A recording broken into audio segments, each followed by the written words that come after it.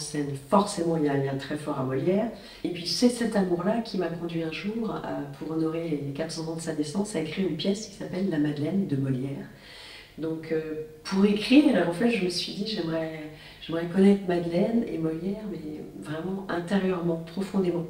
Parce que je me suis toujours dit, ces deux-là, ça a du mal se finir. Mais quand on pense que 400 ans plus tard, on parle encore d'eux, si je pouvais réunir leur âme derrière le voile de la mort, qu'est-ce qui se dirait? Je me suis replongée dans les vieux classiques, j'ai retrouvé la genèse du journal que tenait l'un des comédiens de Molière sur la trompe. Enfin bon, voilà, j'ai eu accès à énormément de données historiques. Et puis, j'ai un peu demandé aux âmes là-haut de m'envoyer des images claires. Et donc j'ai revu vraiment des choses très très précises.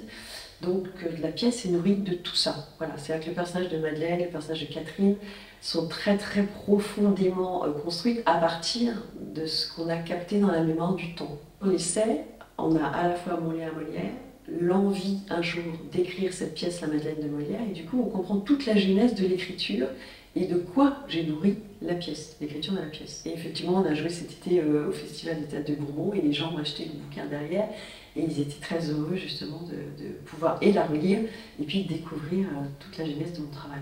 Madeleine doit interpréter une naïade en déclamant un poème du jeune poète Pélisson. Carole ressent que Madeleine, à ce moment-là, a envie de faire sa jeune. Elle veut montrer qu'elle est toujours là, qu'elle peut encore séduire. Et elle fait un pari avec elle-même, se mettre nue dans le coquillage de la naïade, devant tous les nobles. Quand la troupe l'apprend, chacun sait qu'il ne faut pas qu'elle le fasse. Mais elle a une telle force de persuasion que personne ne parvient à le lui dire. Elle prend une posture sensuelle, mais le corps est vieillissant. Les réactions du parterre lui renvoient le grotesque de la situation. Le prologue terminé, René la couvre d'un grand tissu. Elle vient de réaliser de façon percutante que la jeunesse est partie.